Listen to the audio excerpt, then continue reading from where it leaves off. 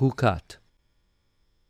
There have been many attempts to find a red heifer that is suitable for the temple service spoken of in the Torah portion of Chukat. This is being done even in cooperation between Jews and Christians.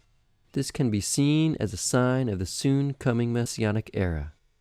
The Temple Institute is preparing everything for the rebuilding of the sanctuary.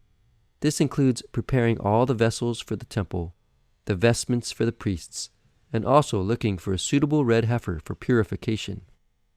Prophetically, this can only be done fully by King Messiah with divine help.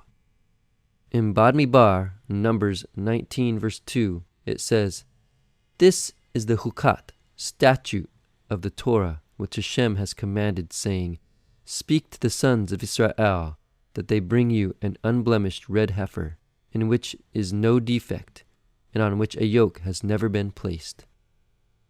Chukat means statute of. A statute in Hebrew is a chukah, or a chok. These are three different words for types of commands in the Torah. A chukah, or chok, usually translated as statute. A mitzvah, usually translated as commandment. And a mishpat, or a judgment. The Hebrew word chok, or chukah, is a connotation of permanence, like something etched in stone, much like a statue. Rabbis often teach that a chukah is a type of command for which we cannot understand its purpose. We must simply accept it. Our sages say that the laws concerning the red heifer are extremely difficult to understand. So much so that the Midrash Tanhuma says that the wisest man on earth, King Solomon, even found them baffling. Rabbi Yochanan ben Zakkai said that it sounded like magic. To burn a red heifer and mix its ashes with living water and sprinkle the water for ritual cleansing. Kabbalists teach that when Mashiach comes, he will teach us the Torah of Mashiach, also known as a new, heavenly, or inner Torah. This supernal Torah of Mashiach will explain fully all the statutes, including the mysteries of the red heifer. The Chabad Rebbe, Menachem Mendel Schneerson, dared to look into the meaning of the mysteries of the red heifer even before the revelation of Mashiach's Torah. He taught that just because something is called a chok, chukah, or statute, doesn't mean that we can't know anything about its inner meaning, even if we may not understand everything fully. The first statute given to the children of Israel is the statute of the Passover sacrifice. We know much about the meaning behind it. The Rebbe taught that just as the Passover sacrifice alludes to the redemption from Egypt, the red heifer alludes to the final redemption and the resurrection. The red heifer was actually sacrificed outside the temple. Its ashes were mixed with living water, and then this mixture was used to sprinkle in a ritual ceremony to purify those that were made ceremonially unclean by direct or indirect contact with a corpse. Most of the sacrifices are forbidden outside of the sanctuary. However, the red heifer is different. It is actually a sacrifice that is not dependent on the temple. On the contrary, the temple is actually dependent on the red heifer sacrifice. Uncleanness from a corpse is transferred from even being in the same building as a corpse, as well as touching people who are unclean in this way. Therefore, Jewish law renders everyone unclean from birth, especially in these days when we have no red heifer to make the special purifying waters. The sacrifices and the services of the temple require the ashes of the red heifer for both the priests and the worshiper who is giving the sacrifice.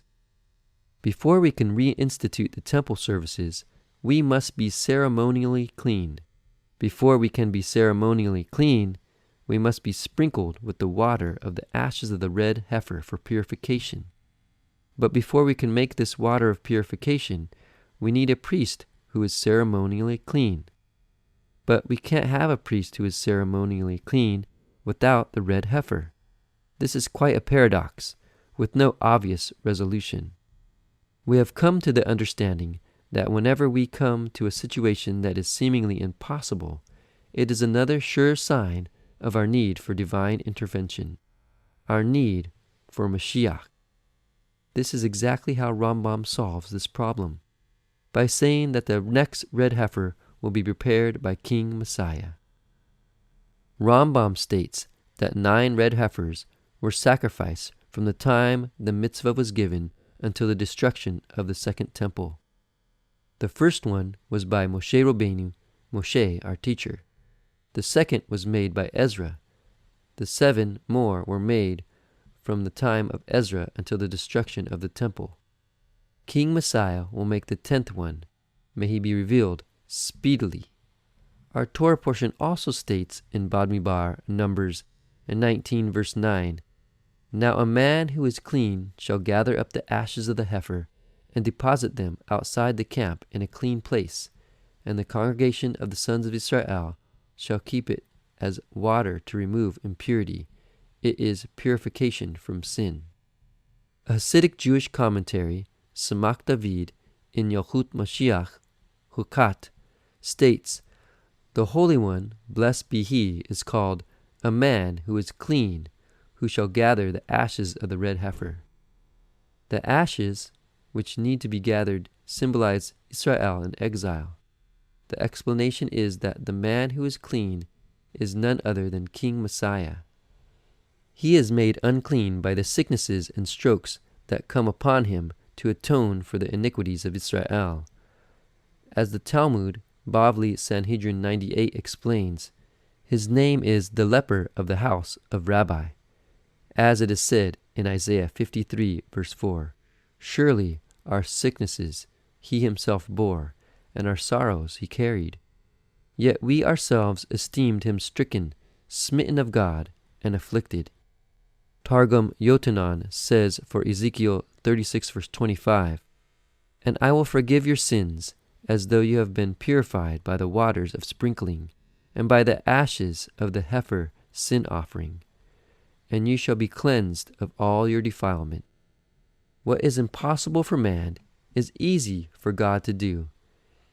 May He send His Messiah to us soon to perform the red heifer ceremony, rebuild the temple, and gather all of Israel back to her land. Only God can fulfill all of these things completely. As Talmidim, students of Yeshua, we look forward to this Messianic age.